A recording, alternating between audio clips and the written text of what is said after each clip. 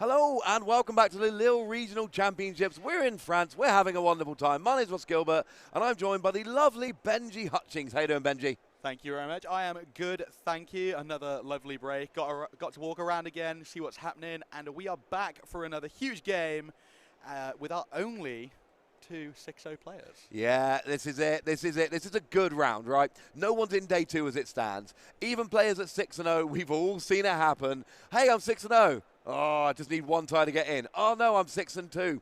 I'm tired of last round. Oh, no, I'm 6-3. How did that happen? Now I'm out of cup. This is the first round where players can actually stamp their ticket into day two. And here's the thing. Records carry over. So were we going into, say, a top 8 or something like that, then this would be a great time to ID and guarantee day two, intentional draw. But that's not really a good option here because your records carry over. If you make it into day two at 6-2-1, you are not expected to make it to top 8. You are going to have to win 4 or 5 of your games to get in there. But if you, Joe Bernard, another lovely caster friend of ours, at a regional last year went 9-0 in day one. If you can go 9-0 in day one, it's basically like one win or something ridiculous, and you actually stamp your ticket into top 8. Well, future you will be very pleased with past you for pretty much making the second day nice. It means as well you don't have to use that much brain power to make sure you're in top 8. Hopefully it's an easier day. We're all tired after day one, I'm sure. Yeah. So it's definitely better to get a higher record. But 6-2-1, the magic number. Yep. Magic record, the one we see the most often. At this point in the tournament, as you said, it's still possible for these players to flow their way out of day two, but I'm sure both of them feeling very confident in their deck choice by now. Yeah, and our priority on the stream from now on is showing you guys wins and ins, showing you games where the winner player is going to be representing in day two, getting forward to that. And, it's a really big deal. The more points you get, the more likely you are to make it into top 8. But for a lot of players, day two is a big deal. Regionals are a lot bigger than they used to be. I have been to regionals in the past that were 5 rounds top 4. And at one point, I went 4-0, lost my last round, almost bubbled out of top card somehow. Those were the days of very small little kind of quaint regionals. Those regionals are long gone. Nowadays, we have 600 players, 9 rounds, day two, another 5 rounds, top 8. And for a lot of players, newer players especially, day two is that really big thing. If you look at someone like Tord Reklev, day two, it's not that big an achievement. Done it so many times before. Tord is aiming to win. For a lot of players, getting that day two can be your first opportunity to say, look at me, I am a top Pokemon TCG player. Of course, it starts laying the foundations for you to go further in your career, doesn't it? As you said, Tord nowadays, he's probably looking to win whenever it is, but it allows you to start getting that confidence and start pushing it into those upper echelons. But here, we are happy to bring you a deck that we have not featured so far. We've mentioned a number of times because of its performance in Salt Lake City, though. We have Dominic Maliki playing the Reggie's deck. And undefeated with the Reggie's deck, sitting here at 6-0. Both of these players should make into day two, but only one of them, assuming, okay, if it ties, they're both in. But assuming somebody wins, that player will be into day two here. Arthur does look like he's starting off with that active Kyurem.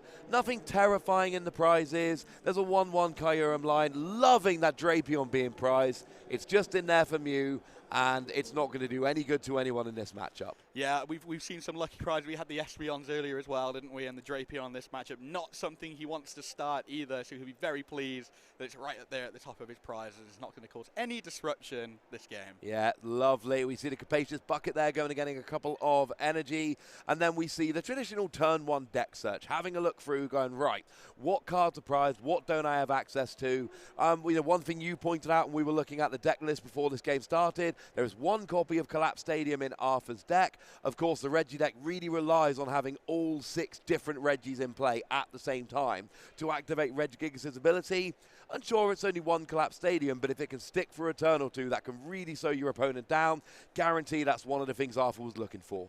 Yeah, of course. We've seen lots of top players at Salt Lake City talk about the huge strengths of Reggie. He's got really good matchups across the board, especially as a one-prize attacker, that you're going to be favorable into those higher prize matchups. But the Collapse Stadium, a 1-card answer to try and stop the Reggies from doing the things it wants to do. And, of course, it comes with its inconsistency, so maybe not able to bump the stadium straight away. And that's going to be absolutely huge. It's hard enough looking for 6 individual Pokemon and getting a bunch of special energy in the discard. Bumping a stadium as well is just one more part to the pie. Now, Arthur here has absolutely nailed this. We went into the concealed cards with Greninja, discarding an energy, drawing 2 cards, one of which was Battle VIP pass to go and get a couple of basics. So that is a good combo to see on turn 1. Yeah, he's going to be very pleased with that. We continue to mention Battle VIP Pass, the best card you can play. It really does make you feel like a VIP. Hopefully he continues to sit pretty with this game, getting out that Orangu, the Pelkia. Orangu is going to allow him to draw extra cards this turn, and of course, setting up that Pelkia to try and get those energies down for that Kyurem at some point during this game. Yeah, Battle VIP Pass really snuck up on us. I think it was a promo over in Japan, so it was one of those ones that didn't see a huge amount of play because it was a bit harder to get hold of. And then there just came a point where everyone just went, wait, Battle VIP Pass is better than just playing 4 Ultra Ball. And now the majority of decks we see are built around using Battle VIP Pass. It is such a... It can only be used on your first turn of the game, and yet it is still at the center of so many decks we see around. So, we're over to Dominic here, and the goal is simple. 6 different Reggies. Goal is simple. As you said, we love seeing all these different ones. My personal favorite, Regieleki. Well, that's wrong, but... Regirock. Regirock is definitely the best of the Reggie. Okay, I feel extremely strongly about this. I mean, absolutely. I mean, you definitely beat me in a battle if we were one-on-one, right? Regirock versus Alecki. Exactly. But I do. Regieleki, it's got that bouncy energy that I know we both have as well, and I really like it. Its attack brilliant as well. That 120, 2 snipes to the bench as well, being able to soften up those Pokemon. But for now, we see the Ultra Ball, putting that energy... Quick ball. The quick ball, yes, of course. Putting the energy in the discard and searching his deck for, of course, another Reggie. That's all he's going to be looking for this game. And, of course, the Reggie Steel with the air balloon ready to move out of the active. Yeah, so you're going to go for Regidrago here. That's got a little bit of a draw engine. It's one of the things that makes Reggie work. You've got Regidrago having a bit of a draw engine, and you've got that Regigigas accelerating energy. We've seen, apparently it's going to be a Regice. Apparently I'm just going to look silly. But hopefully that Regidrago will come out soon, get a couple of cards. And this is what sets Reggie again apart. We've seen these themed decks a lot in the Pokemon TCG. Single prize decks have a very obvious theme. The 2 things that Regigigas has is primarily the energy acceleration, that's huge, but also that little bit of draw on Regidrago is also pretty big. Not like the energy acceleration, but it means that Regigigas can run. You can't really be playing any other consistency Pokemon. You've got to do it yourself, and this is nice. We've got 2 special energy and an Ultra Ball in hand.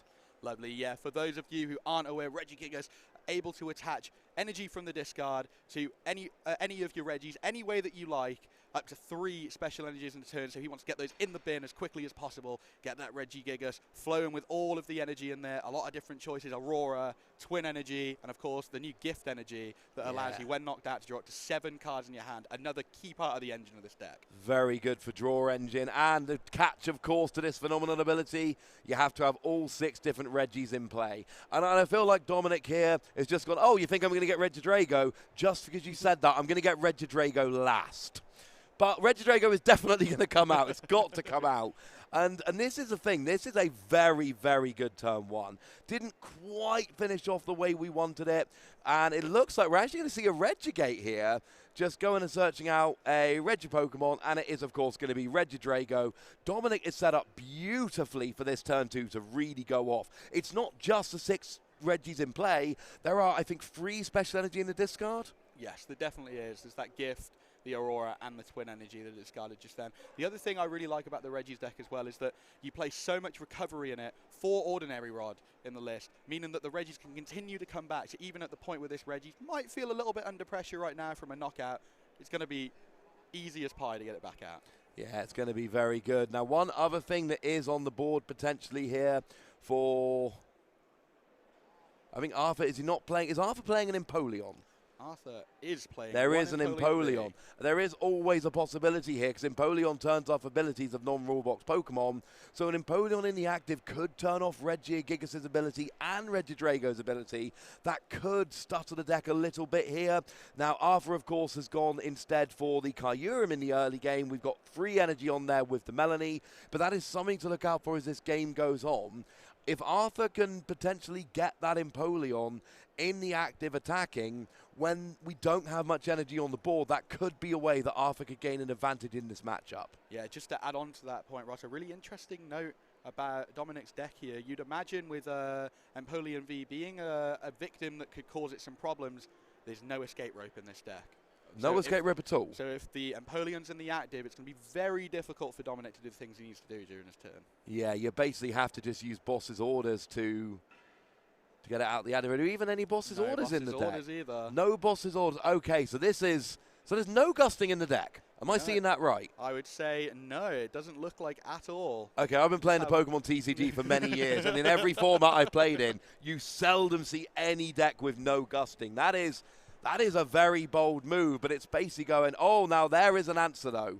There is an answer. Path to the Peak will turn off Empoleon, so... It most definitely will. 3 of those as well to turn off that Empoleon, making sure he has the answer when he needs it as well. But I think, as you said, no gust, something we don't see very often at all in the game. Dominic, though, feeling confident in the Reggies that he can get through whatever's posing him a threat in the active. Currently 6-0. I don't think we can turn our nose at it quite yet. No, Dominic clearly knows what he's doing. And it's one of those situations, if you can win the game without gusting, you know, most decks put an average of probably 4 spots in their deck, roughly, into being able to gust their opponent's Pokemon so you can select what it is you're trying to knock out. When we say gust, we're referring to a card that brings one of your opponent's Pokemon into the active, so you can essentially select what you're knocking out or try and strand something active. And obviously that gives you a huge advantage. If you can go without that, you are opening up a lot of slots in your deck to use for something else. And it's basically Dominic's way of saying, I got 6 different Reggies to attack with. We cool. And so we see the Marnie here, obviously putting Arthur's hand in and making him draw 4, hoping to see the Registeel that obviously got knocked out last turn, hoping to see a new one, but unable to find it, obviously not able to play that Professor's Research, the Professor's Oak, from his hand to draw more cards this turn. He has got to sit with what he has right now. And this is the point you've made about Reggies a couple of times, Benji. It doesn't always run like you want it to run. And fun little note here from Arthur, there has been no evolution of that Kyurem, and I don't think we're going to see an evolution of that Kyurem, because Regigigas loves Pokemon VMAX. It hits 330 against a Pokemon VMAX, and that is enough to get a KO on a Kyurem. It most definitely is. And that's a bad thing. Well, good for Dominic, I suppose. Bad for Arthur. It's a 50-50 split on good or bad. But yeah, definitely. I think just the Kyurem V, the way to get through this deck the best. It's able to continue to just do 200, 210 damage there to his deck, but obviously not posing the threat of 3-prize knockout, because obviously the Reggies is a 1-prize deck. It would absolutely love to see a 3-prize jump. Absolutely. And I do just want to add to what I said about Regigigas. It does hit 330. With a band. With a choice belt. That's very, very important. So that is absolutely, and Arthur knows this, right? Reggie, it's not a deck that's out there.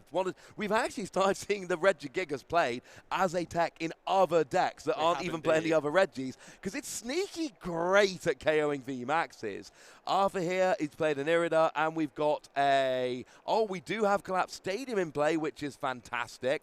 We've got it looked like a second Kyurem, and I think that is how Arthur's going to go after this matchup. We do see a Lost Vacuum getting rid of the Cape of Toughness. Thank you, Cape of Toughness. That's gone away now. And I love how Arthur's playing this. This is basically someone who knows the metagame. Yeah, I think one of the interesting points as well, we were talking about Pass to the Peak being one of the outs to obviously stopping Collapse Stadium and Empoleon. Dominic's already played one of those. Collapse coming in. Arthur realizing he's having a hard time finding that Registeel, and now obviously only one out because there's 1 prize. Only 1 path left to be able to bump that Collapse Stadium. Yeah, that is not an ideal situation. Collapse Stadium, if Collapse Stadium can stick at any point, that is going to be absolutely huge. So that is something that Dominic is going to be trying to avoid, honestly. We do see Professor's Research here. Getting rid of those energy, of course. The energy is great. We did have to drop a Regidrago there. And we've played a lot of recovery, but you want to just get all 6 Pokemon out and not have to worry. You don't want to be dropping just Reggies willy-nilly, because at some point in the very near future, Dominic's going to need a Regidrago back. He sees the path off the Professor's Reach. He's going to be very happy with That's that. huge. It allows him to at least be in the game this turn. Obviously, we saw the choice belt come down on the Regigigas. Obviously not a Kyurem VMAX yet, but that's ready to be utilized as well, if so. But the most important part, a capture energy there as well. So Registeel could be accessible this turn. Trekking Shoes for a Trekking Shoes. Chooses to lose the Marnie. Was it a scoop up net? I didn't quite see what he grabbed there. Didn't quite catch it there before it went in. It was all very cheeky. I think it was a scoop up net. Yeah, there's 2 in hand. So he got a scoop up net off of that. It's not bad. We do see 2 Aurora Energy in hand. We've got Poker Gear, but we've already played a supporter card this turn. So I'm not sure how Dominic's getting the combo off this turn. I don't think it's possible looking at his hand now. Obviously, the one-off Poker Gear missing as well, so that was his one opportunity to try and grab a supporter for next turn with that. But 2 Reggies missing and nothing to get them in hand. No, still need the Registeel, still need the Regieleki, and this is worst case scenario. Now the good news is we can potentially go 3 full games here if the players keep up a good pace of speed, but a good pace of play, because Regis can take quick wins and Kyurem can take pretty quick wins. You know, we've seen Arthur. Arthur hasn't really done much this game. It's basically, hi, I've got a Kyurem with some energy on. Let's do this. And it's been quite a slow game, honestly. But what more do you really need? We don't want the VMAX. Empoleon, I mean, Arthur is seeing at this stage Dominic's playing multiple paths to the peak. And there comes a point where Empoleon is too much of a liability. So you just go for the the basic Kyurem and just go, you're not going to be doing that much against me. I feel pretty good with this Pokemon. Yeah, and we see Dominic here, some really interesting play there. Uses 2 scoop-up nets on the Regis. Pick it up, put it down. Pick it up, put it down again. Regis going through a bumpy rise there, hand to desk a couple of times. But all of this done to attach that capture energy, get another Reggie down of his choice, and then, of course, try and use Dragon's Gift with Regidrago and hope that he draws into the final Reggie he needs. Oh, yeah, that would be pretty cool. Of course, we do have Registeel, which is a pretty nice counter against Kyurem. Or is it? What's Kyurem's retreat cost? It is 3, I believe it's the VMAX. So, because Registeel does 220 minus 50 for each energy in the retreat cost of the Pokemon you're against. Obviously hitting for weakness. Kyurem V, you are looking at a retreat cost of 3. So 70. 140 with weakness. Even if you were to add a choice bout, you wouldn't be doing it. That would be 200. So Kyurem here, just an absolutely phenomenal attacker in this matchup. Even the thing that's hitting you for weakness isn't doing very much good. Just don't attach an air balloon by mistake and we will be fine. Yeah, of course, that Frost Smash being really good, that 140 damage. Cutting through the Reggies, it's almost perfect numbers there. All the Reggies sort of sitting around 150 to 120 there. So between the Reggie and the Gigas being the highest and the lowest, so there's definitely variation for Smash. And the best part about Frost Smash as well is you can use it turn after turn. It doesn't have that classic text that we often see on basic Vs of you can't use this attack again next turn. No, it's just a very vanilla free water energy, 140 damage. You are 10 short of getting Regigigas. That's a bit of a problem, but it will one-hit KO all the other Reggies. It's kind of beautiful. And we do see a Palkia V-Star being built up on Arthur's bench here. I really like this. And the reason I like it so much is because if Arthur, you know, right now Arthur's like, you know what, Kyurem's cool.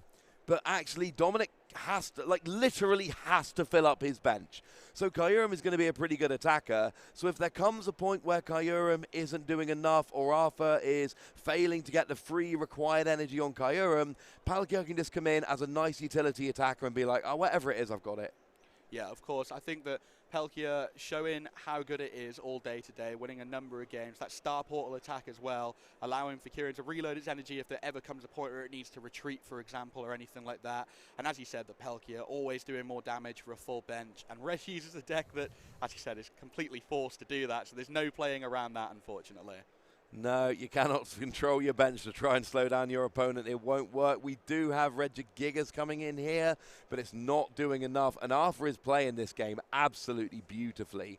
Dominic is 3 prizes down. Arthur's already halfway to winning.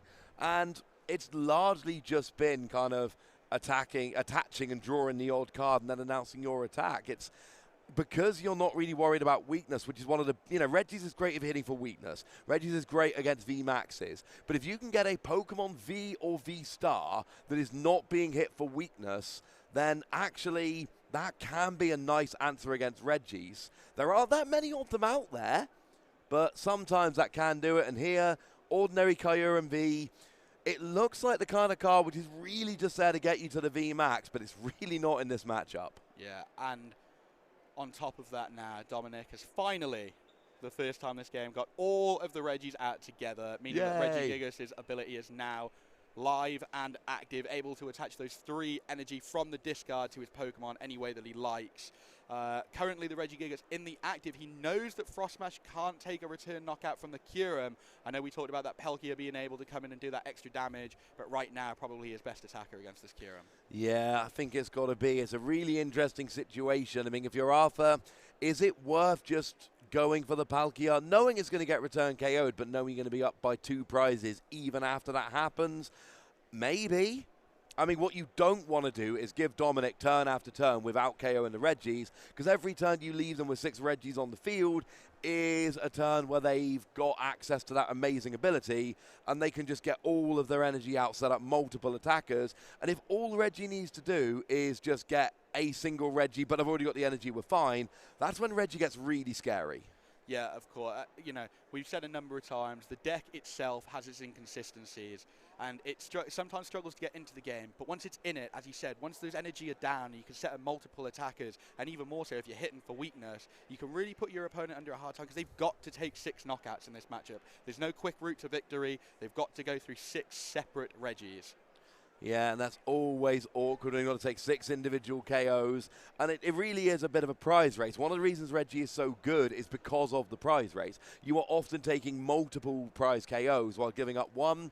Arthur here, we do still see the Kyurem in the active, and we've actually got Boss's orders grabbing the Regidrago. I love this. No mucking about, no retreating. Still going to get a KO. Still going to take a Reggie off the board. Taking the Reggie off the board that provides a little bit of a draw engine. I really like this play from Arthur. Going down to 2 prizes remaining. And at this stage, if Arthur just sets up 2 Pokemon that can KO Reggies, that's basically it. Yeah, I think one of the other really important notes is as well, Arthur's playing this really smart. You can see that Dominic's hand is not great. Obviously, he's just top-decked the Professor's Research, which undermines it a little bit. However, not activating that gift energy, allowing him to draw up to 7 cards again, he was trying to keep Dominic sort of in a bit of a submission there, hoping that he couldn't get out of this again with 2 cards, and the Kyurem could continue to knock things out. But again, top-decking the Professor's Research is really good for him here.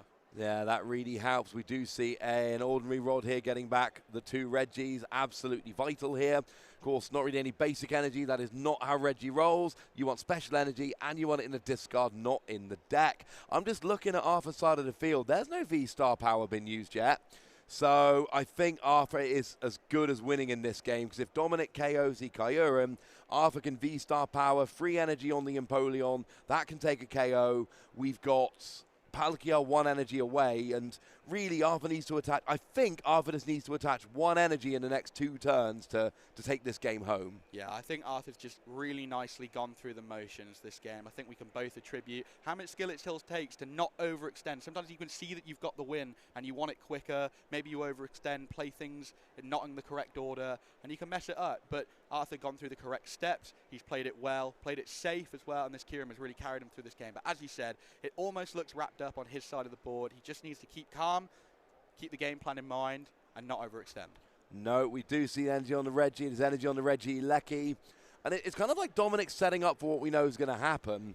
And the thing here is we're going to see the Palkia go in the active. I imagine this will be the turn for the V-Star power, get 3 more energy out on the field.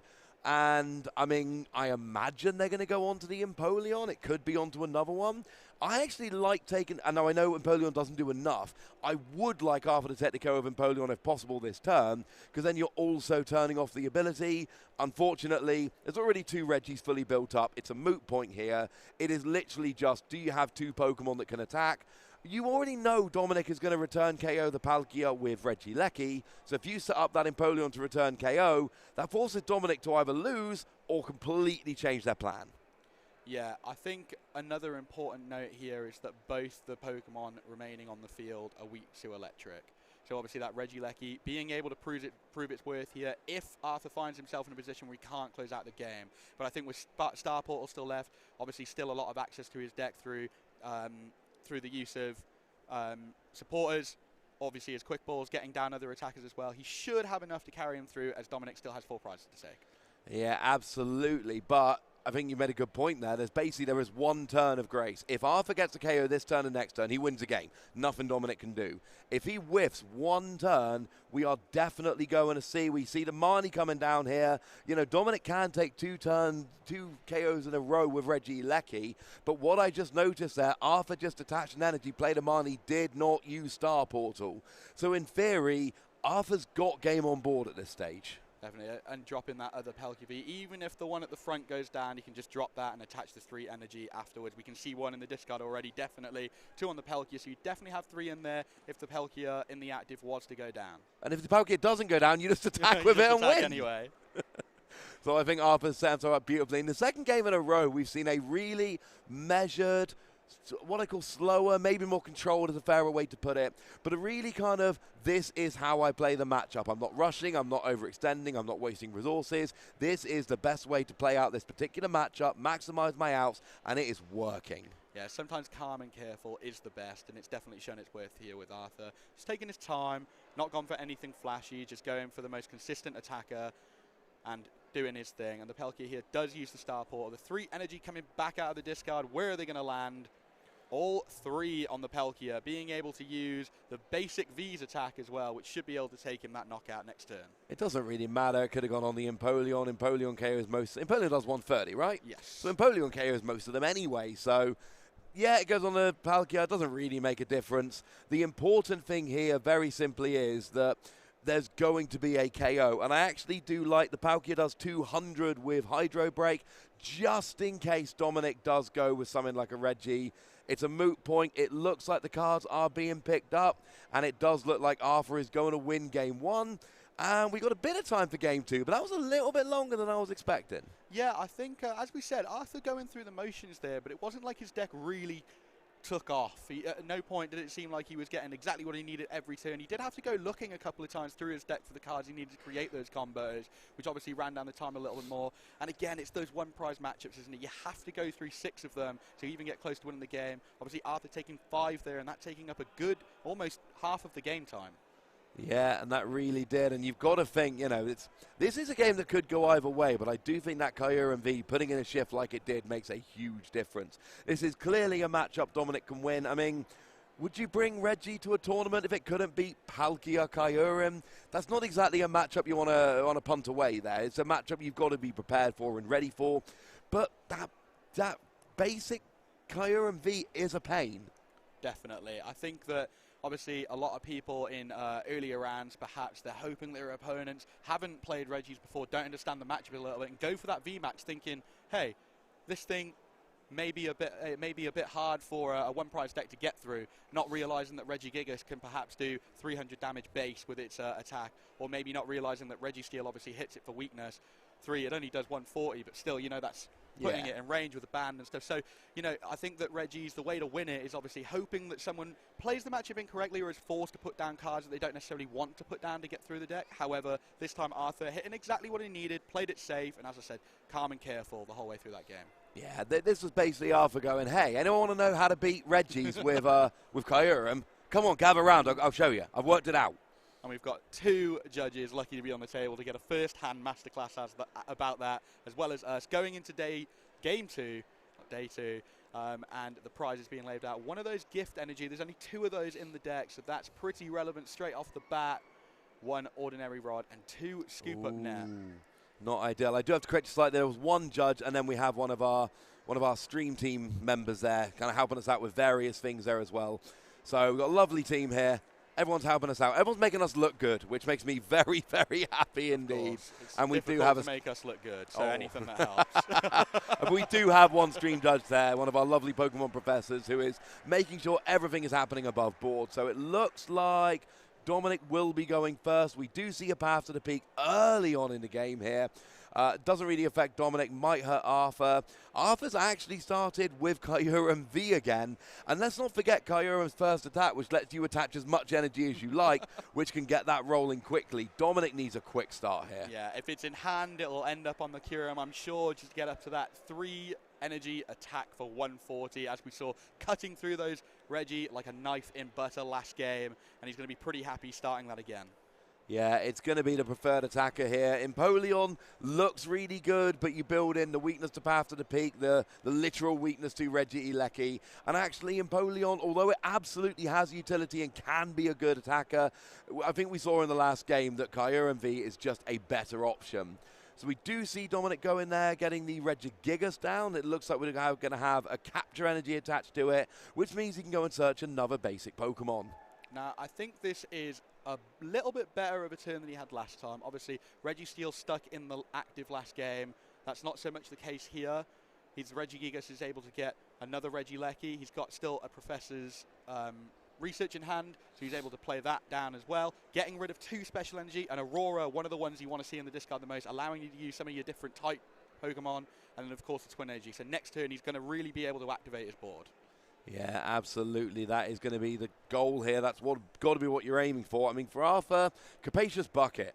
Find some Capacious Bucket, because for 1 energy on the Kyurem, you can then attach as many energy as you like. We do see a turn 1 Battle VIP pass. That is wonderful. Getting a couple of basics. We did see Radiant Greninja and Oranguru last turn, and if Arthur's just trying to get the energy out, maybe they're the options. Or a Palkia.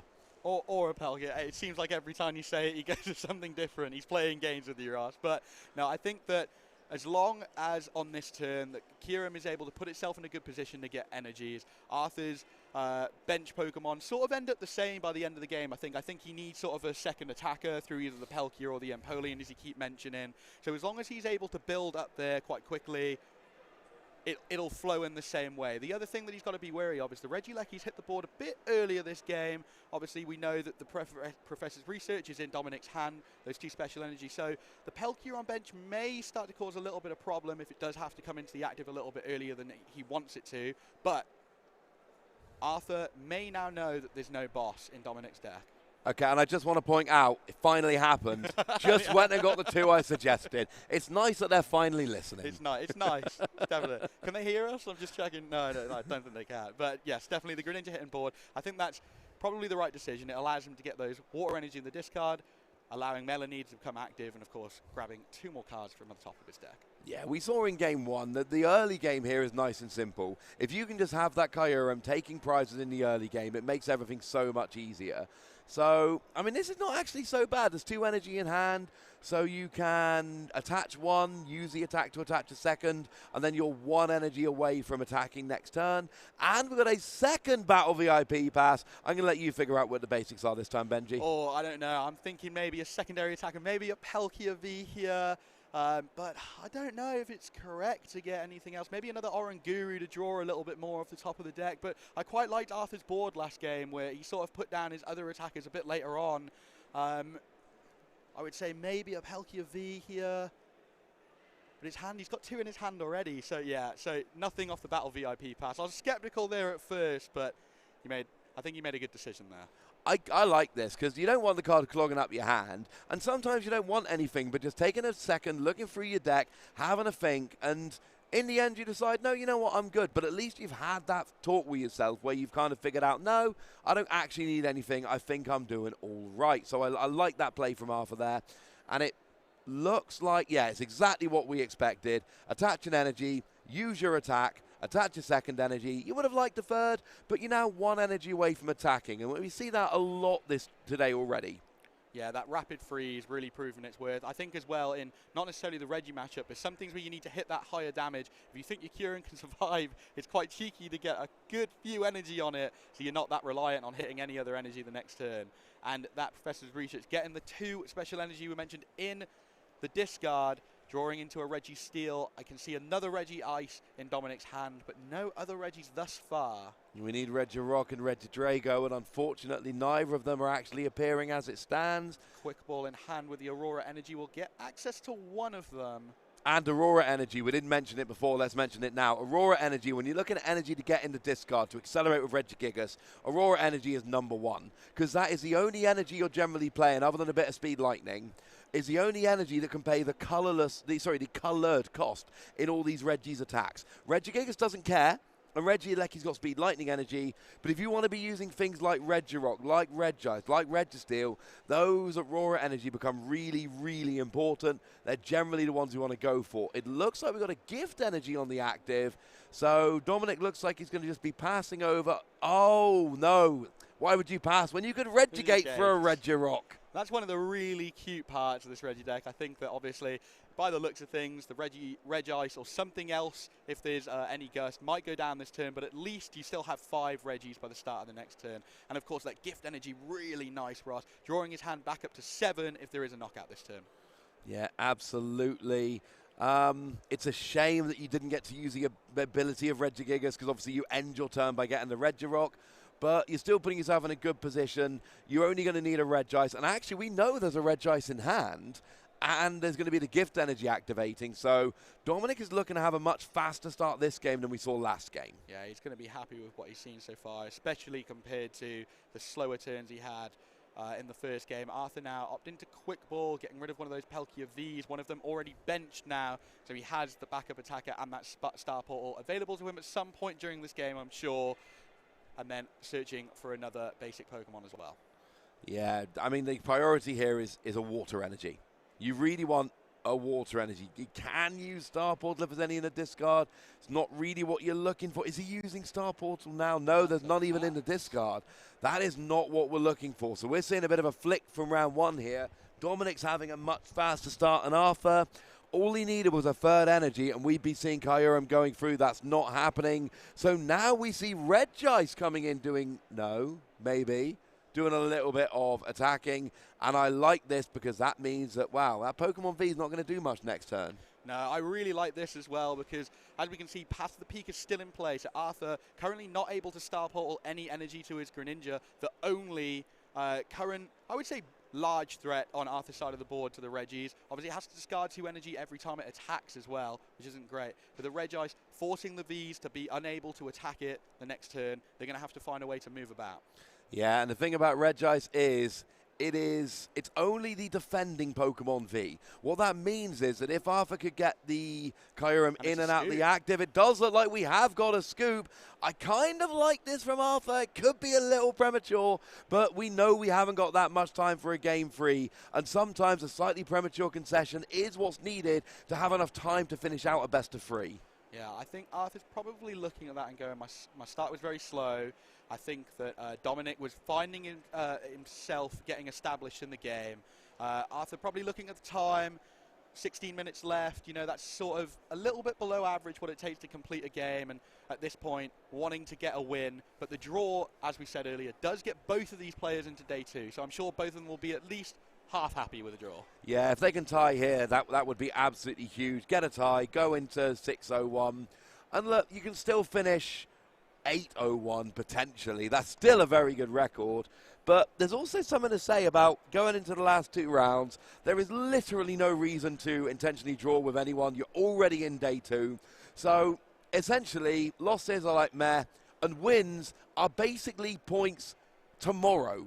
Like, all your wins basically count as wins for tomorrow because they're getting you closer to that top 8 top 8 bracket. So I like this. I don't want to see it end in a tie. I want to see both players going for it, and I want to see a conclusion.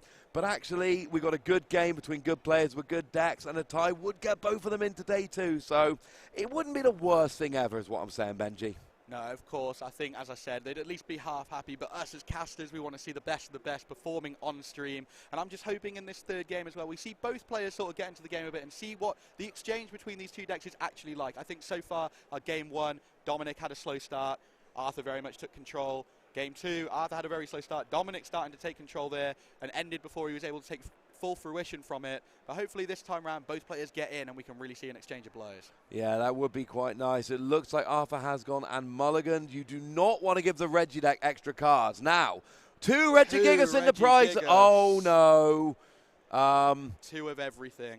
Yeah, I'm just double-checking the deck list here, because if that is 3 Gigas, luckily. That. And 2 of everything else. Yeah, so we got 2 Regidrago, 2 Regirock, 2 Registeel, 2 Regice, 2 Regieleki, 3 Regigigas. If that was any other Pokemon, then you would be relying on your Hisuian Heavy Ball. Now, you do have the Hisuian Heavy Ball, but that's an item card. That's hard to find. You can't search that with a Quick Ball like you can a Pokemon.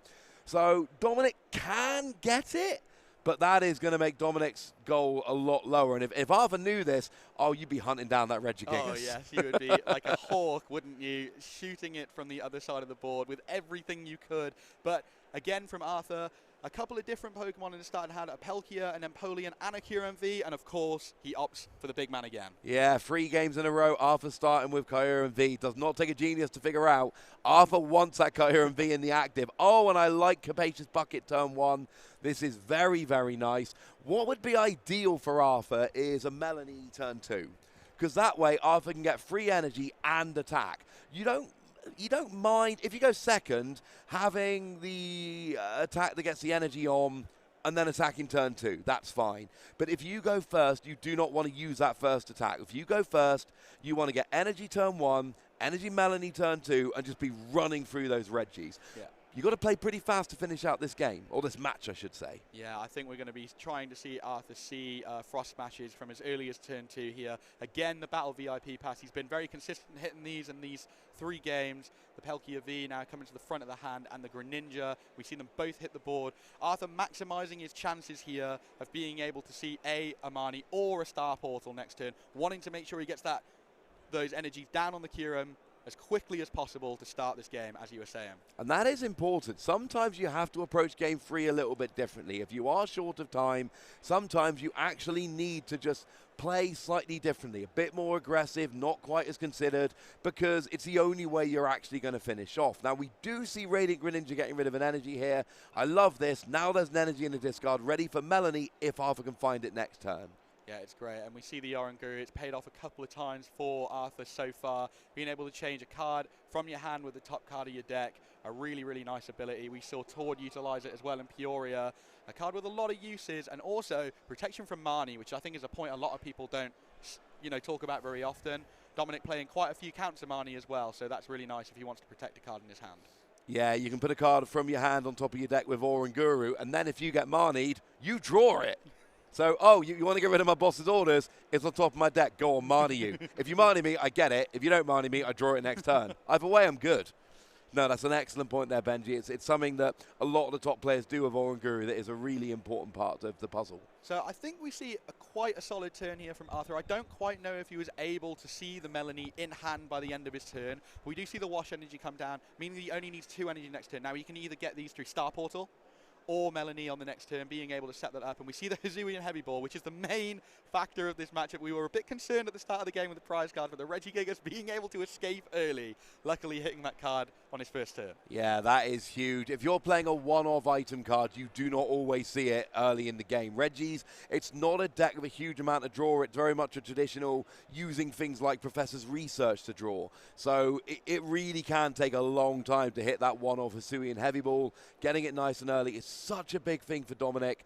Now it's less of an issue. Sure, there's still a Regigigas in the prizes, but he's got 2 available, 1 on the board. You'll be fine. I think the best thing to note as well is Dominic hadn't yet done a deck search, so when he flipped over those cards, he probably had a wipe of the brow, like, oh, this could have gone very differently had I not have seen that card. So probably very, very happy to see that, because he definitely could have played a little bit aggressively, benched that Regigigas without really noticing that they were prized. So I think he's thanking his lucky stars right now that he was able to see that very early on.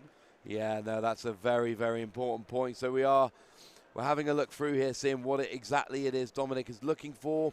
And it looks like it is finally the early Regidrago. Now I'm happy, Benji. That's a good thing. I love early Regidrago. It gets you extra cards. Of course, and getting extra cards, as we know, is one of the best things you can do in the game. The quick ball for your Aura energy as well. That's also what we want to see. You might even get to see Regidrago do a couple of attacks here, Ross. We were talking about those colourful, should I say, attack costs, that Aurora energy being able to fill that role. One of them in the discard already. Yeah, that's very, very nice. We love this.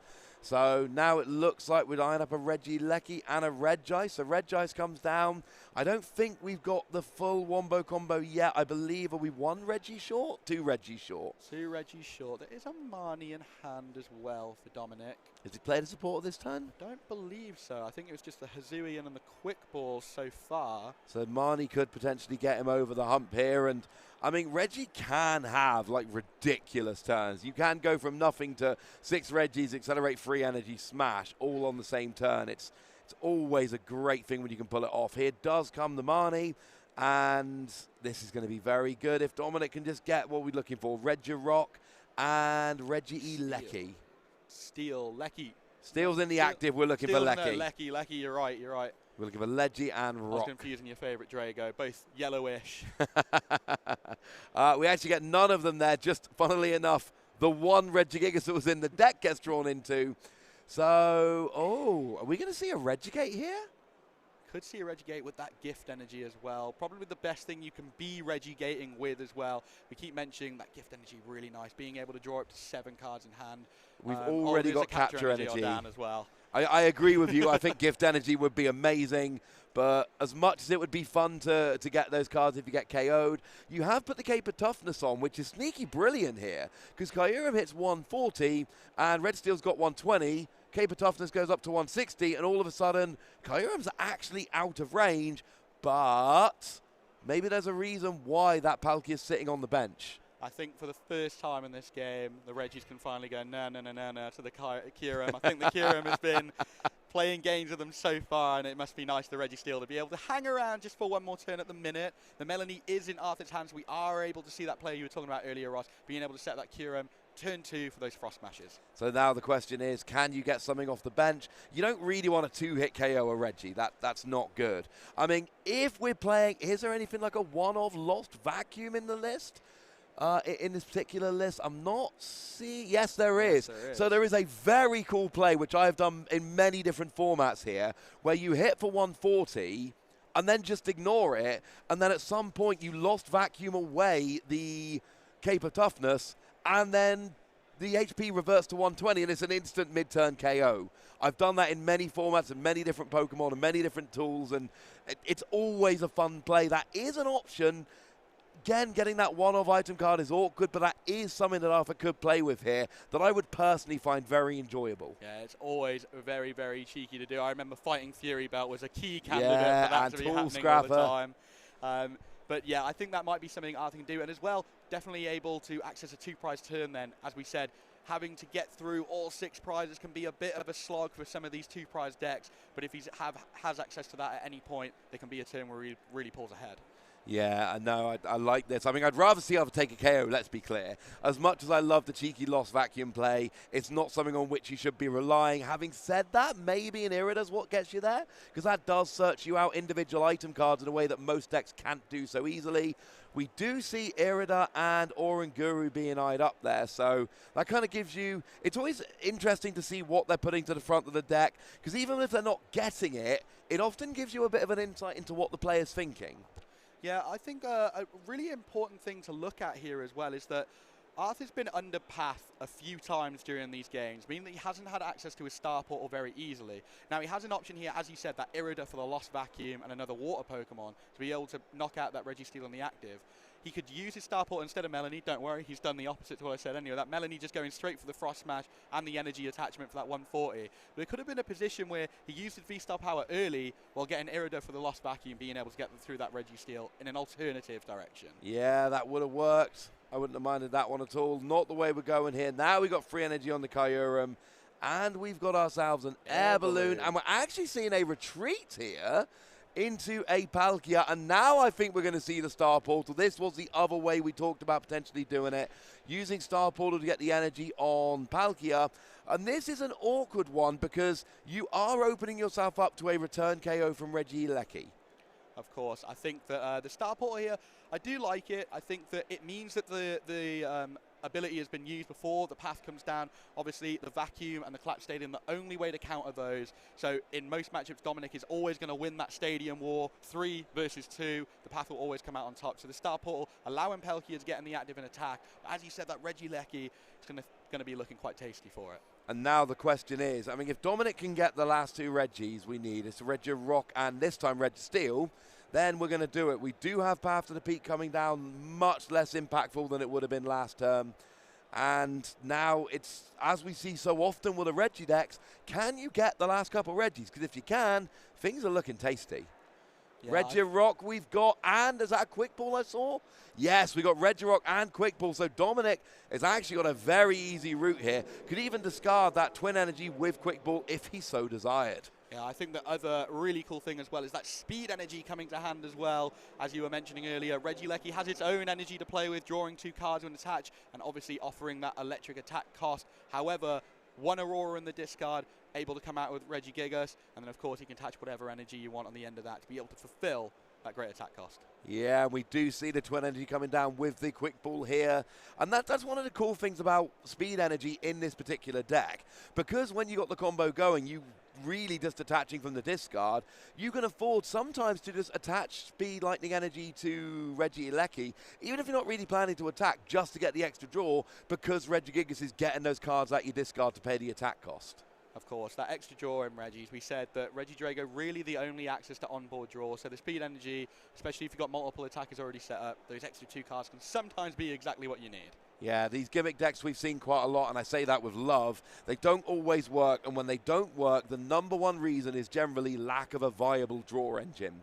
So what we got here with the Regidrago, the Regigigas, and even that Speed Lightning Energy, it can make a real big difference. Now here is a Trekking Shoes. Oh, wow, that Aurora Energy. Oh, for the that was discard. beautiful. Lovely. That and was hit beautiful. a quick ball for next turn. Beautiful. That was, if he could paint a picture, I'm sure that's the one he would have wanted. The quick ball in hand, able to recover any losses he takes this turn. And of course, that Aurora Energy to fulfill the attack cost. Twin Energy and the gift energy as well. Great. He knows he's going to be able to get the extra draw from this attack, discarding the 2 energy, taking a knockout on this Palkia, and putting the damage on. What do we see? The Empoleon and the Kyurem. That was just absolutely stunning. I love that play. That was just that entire turn from Dominic. That was pretty much a best case scenario. Getting the KO, getting your board full of Reggies, and having yourself set up in a really good position, because a Reggie goes down and you've still got a quick ball to get whatever you need next turn. And it's just setting up. This is exactly what Dominic wanted. Now, we are late in the game, let's be clear.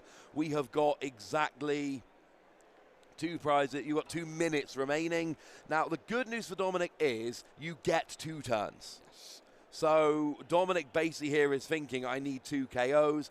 There aren't 2 obvious KOs on the board, though. That Kyurem is hard to KO with a Reggie deck.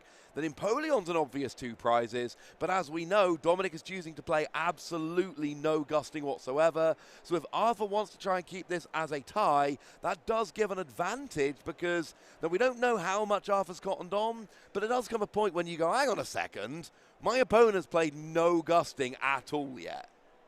Yeah, you can definitely play a game of hide and seek then, just risking. I haven't seen any yet, so it might be 1, it might be none. I'm just going to hide back here and hope that my opponent doesn't have it.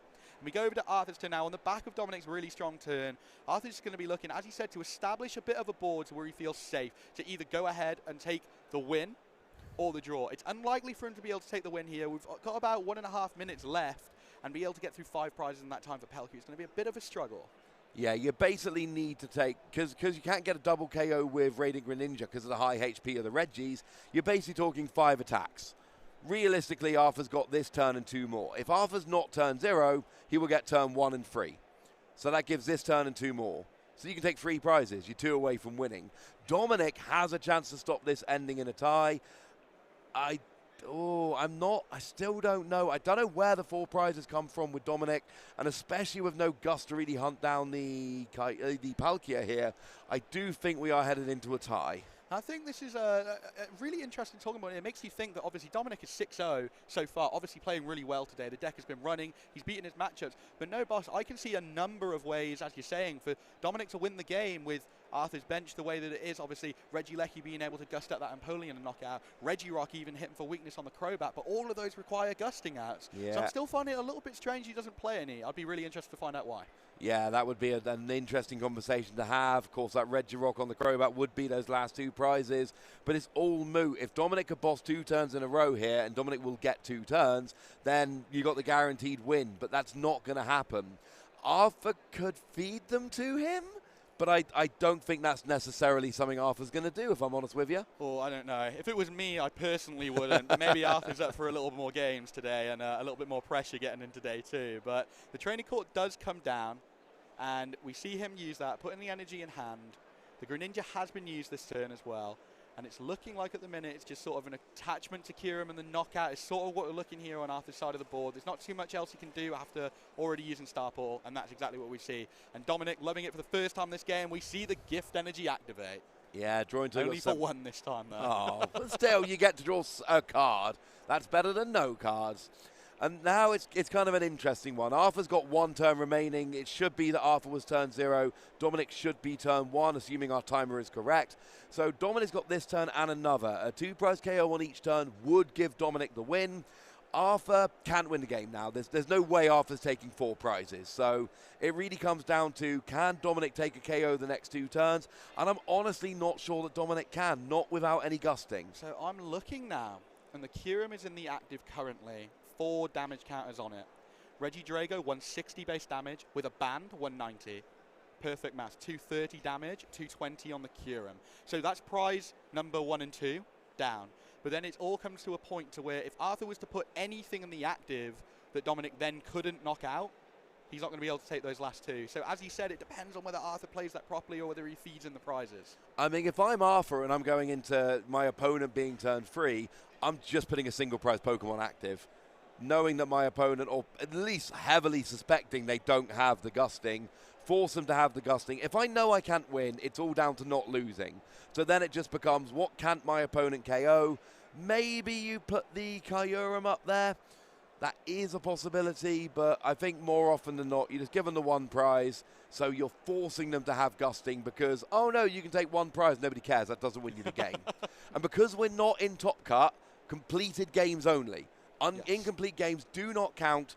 If you're in Top Cup, the rules are different because we have to have a winner, but ties are absolutely permissible in Swiss, so it's really simple.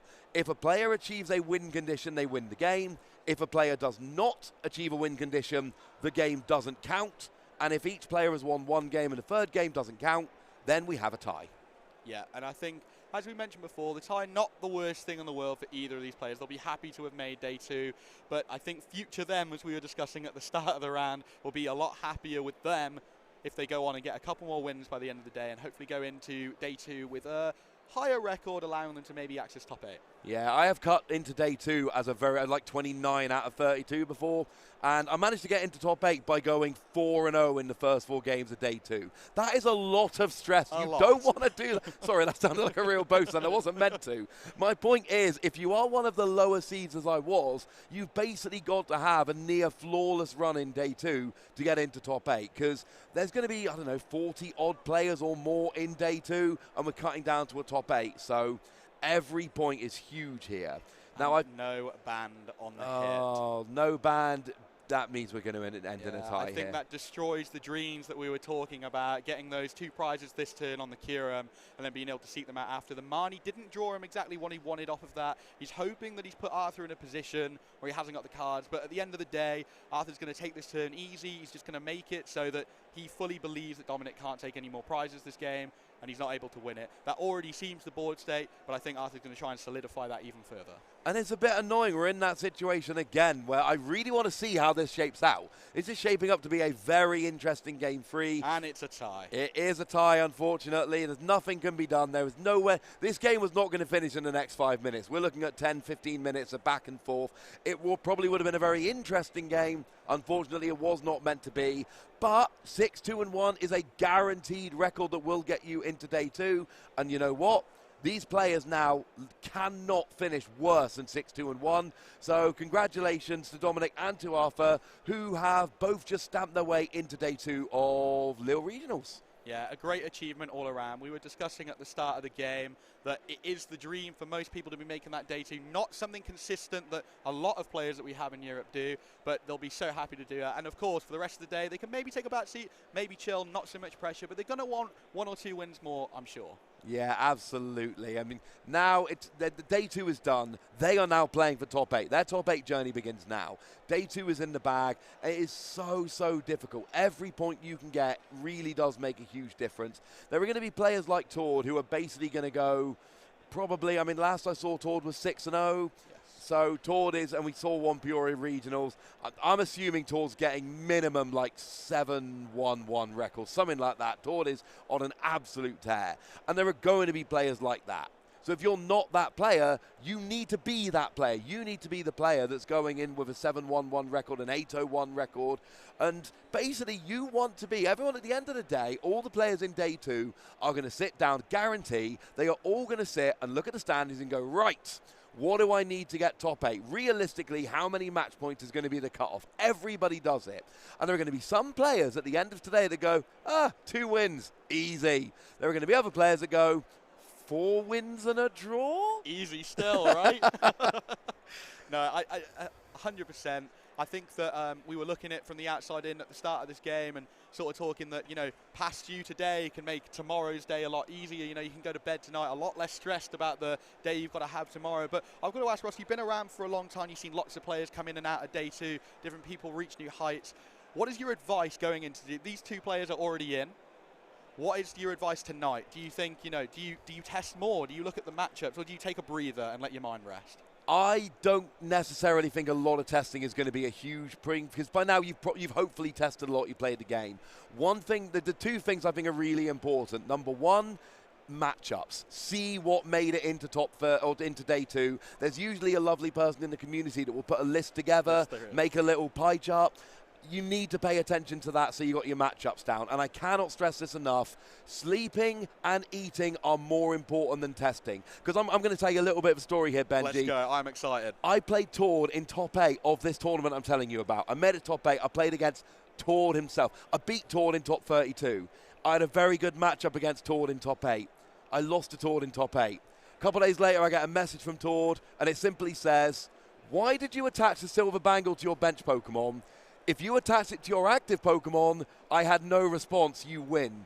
Top 4, crazy good matchup. The final would have been Tord's friend playing Tord's deck that I'd already beaten twice. I was supposed to win that tournament. Do you want to know why I lost in top 8? I had 2 hours sleep because I was a lot younger than I am now, and I was not a very sensible person. By the time I got to top 8, Benji, I was knackered. I lost top 8 because I attached a tool to the wrong Pokemon. In the same tournament, I had fought through a field of over 300 players to get into top 8. That's probably the biggest misplay I've ever made. And the reason was I wasn't well rested. That's my advice to players. If you make day 2, you've tested enough. Get some rest. I think the best part is as well, one sleepless night made you make the mistake, and after the mistake you probably would have had another sleepless night later that night as well.